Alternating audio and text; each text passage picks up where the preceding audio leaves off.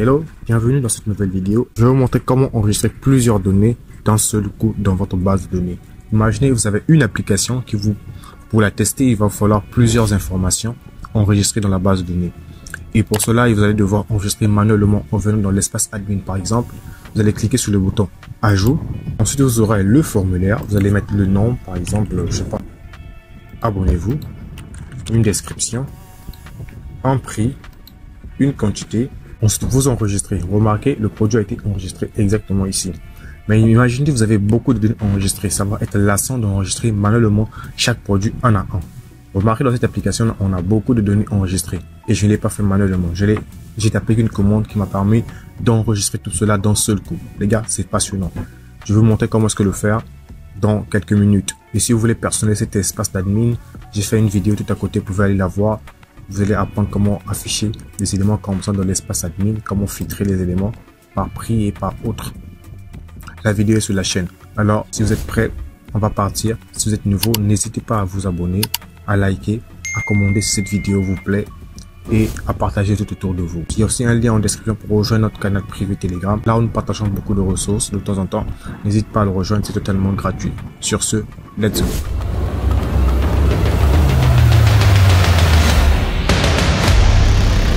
Alors pour gagner en temps, j'ai ouvert notre éditeur de code VS Code et j'ai créé un dossier que j'appelais enregistrer données.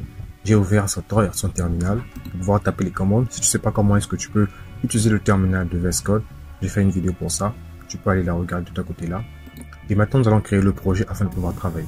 La première étape, il faut d'abord installer Python, installer Django et ensuite activer la machine virtuelle si vous l'avez déjà créé aussi. Si vous avez fait, on est parti. Créer un projet, on tape la commande Django admin.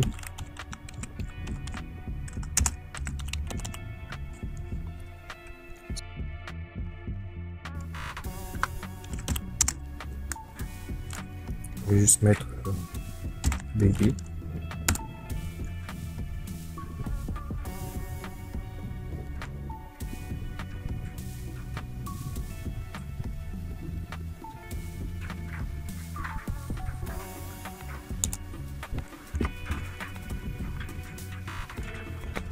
On va maintenant passer à l'autre configuration du projet.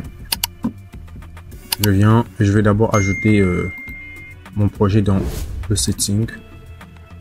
C'est l'une des premières choses à faire lorsqu'on travaille avec un projet Django. Donc je viens dans Install Apps. Ajouter FTP. Bien, ok. Alors ce qui va se passer, on va créer un modèle de test. On va dans le fichier modèle.py et à l'intérieur on va créer un modèle de test juste pour illustrer notre opération. Dans le modèle, je vais créer un nouveau modèle que je vais appeler produit. Je vais coller ce code. Alors, j'ai une classe que je vais appeler produit qui va avoir un nom, une description, un prix, une quantité, une date ajout, une date achat et une quantité achetée. D'accord? Et ensuite, je vais mettre un petit retour par le nom. Rien de bien compliqué. Le nom est de type char field, description text field, prix decimal field, quantité integer field, date ajout date field, autonome pour prendre la date d'aujourd'hui, date achat, date field, et on a la quantité achetée. Ensuite, on va passer pour faire la migration. Maintenant, nous allons faire les migrations pour enregistrer nos données. On va ouvrir le terminal et on va taper la commande Python manage.py make migration. On tape entrée. On me dit que la table produit a bien été créée. Je fais la deuxième migration. Migrate. Les migrations ont bien été appliquées. Maintenant, on va juste ajouter ça dans le fichier admin.py. Je vais faire ceci en models. Import.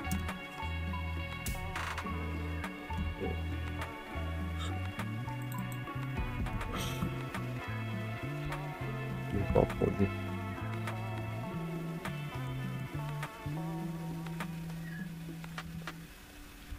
Donc on va utiliser ça, je vais mettre admin.site.register. Ici je vais mettre produit.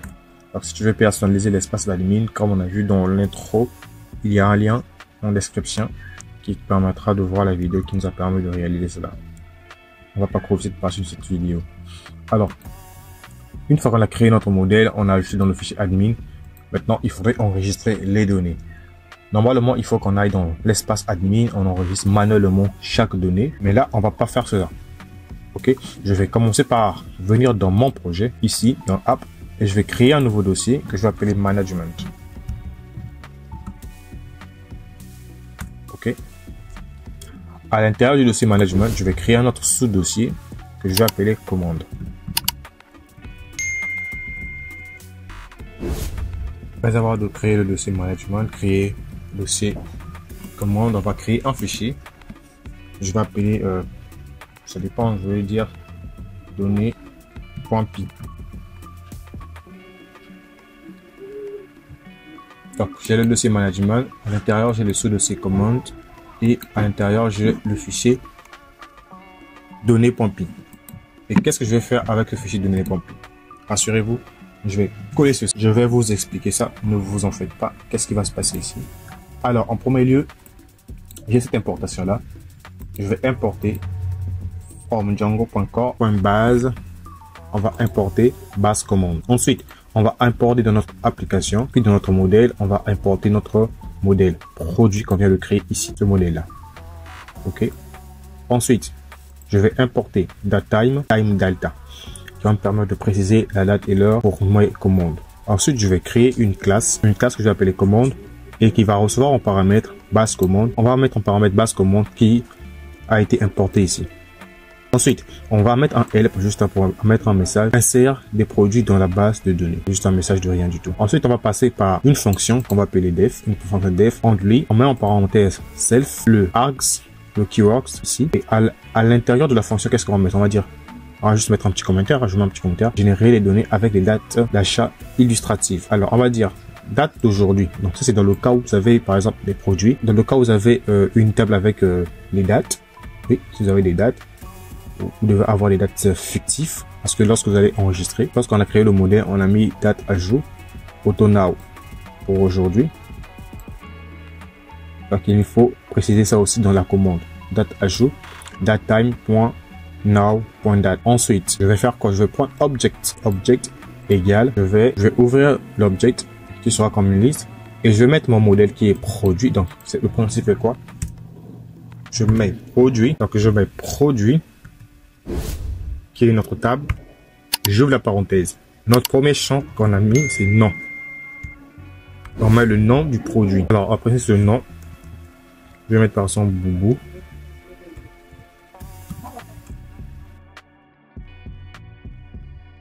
Boubou africain. Virgule. Je mets la description.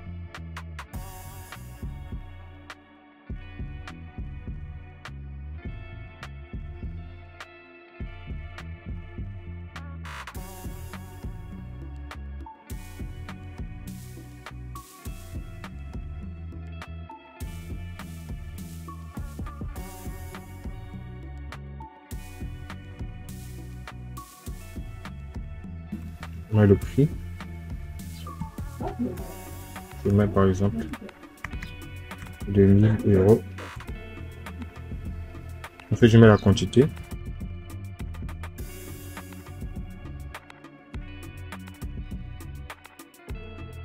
Après la quantité, je vais ajouter la date.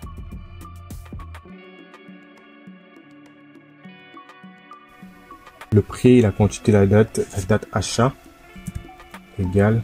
Tout ça sont les dates fictives qu'on est en train de mettre. Donc date achat.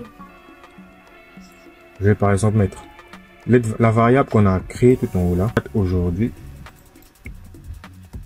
Date aujourd'hui qu'on a précisé que c'est. On va prendre la date d'aujourd'hui directement. Donc la variable date aujourd'hui va être datetime.now.date.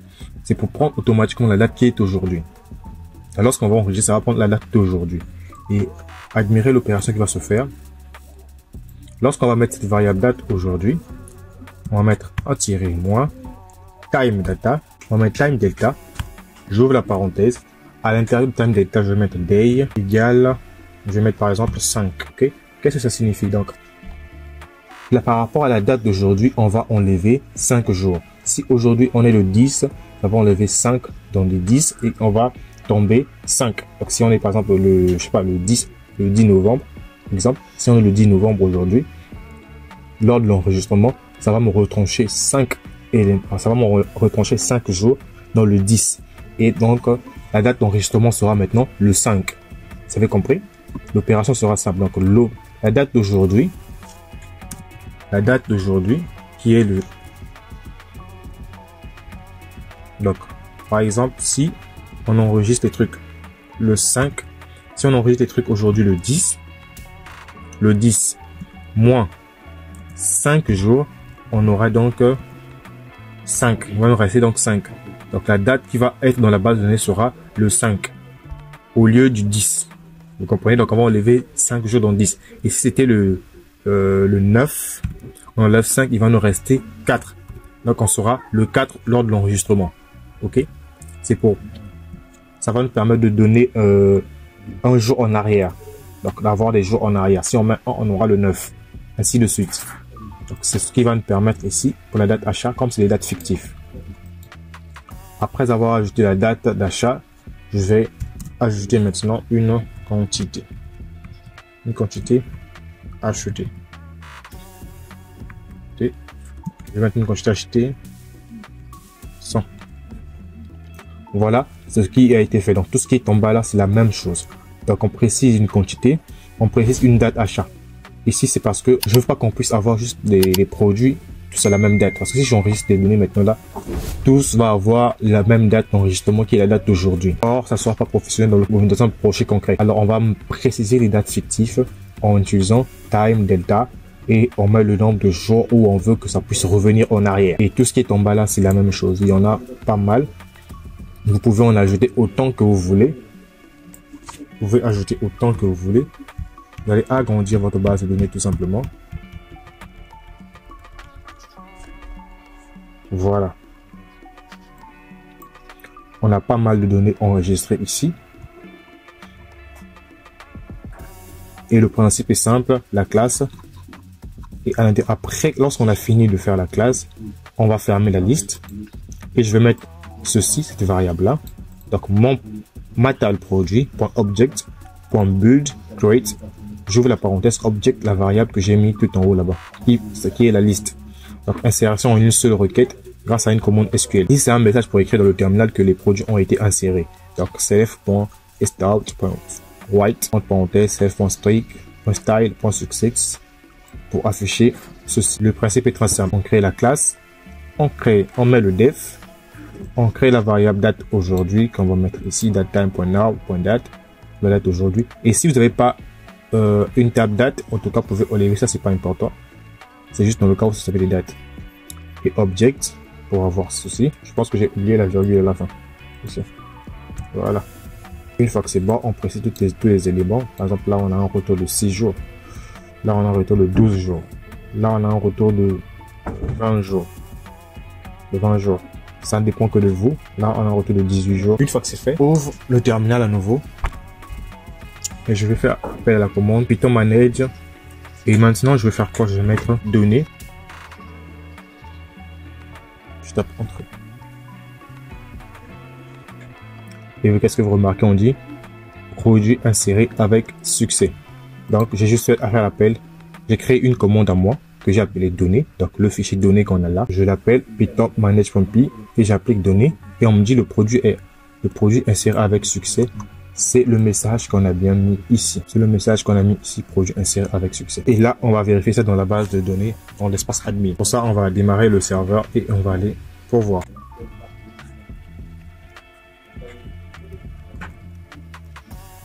On va démarrer le serveur pour voir tout ça. Le serveur est démarré. On va aller dans le navigateur pour voir. Je tape dans le navigateur et je mets admin. Passer dans l'espace admin, je me connecte, je viens dans produit et vous remarquez, j'ai toutes les données que je viens d'enregistrer maintenant là. J'ai toutes les données. Il y a même une suite, une pagination qui s'est faite en bas là. Ok, donc il y a 199 produits. Et si vous ne me croyez pas, alors on va faire ceci. Je vais tout sélectionner. Je vais prendre une action. Select, go. Oui, tu es sûr de supprimer? Oui. Je vais tout supprimer. Je sélectionne encore tout. Je supprime les 4.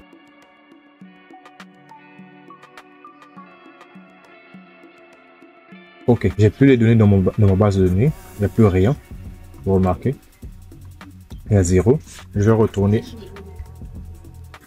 Je vais ensuite réappliquer ma commande. Donc, Python Management Pays données. Je tape Entrée. Et vous remarquez, on m'a dit quoi? Projet inséré avec succès. Je retourne dans le navigateur. Et ici, vous remarquez, il n'y a rien. Je vais faire quoi? Je vais actualiser. Boum, boum, boum. Merde, on n'a pas démarré le serveur.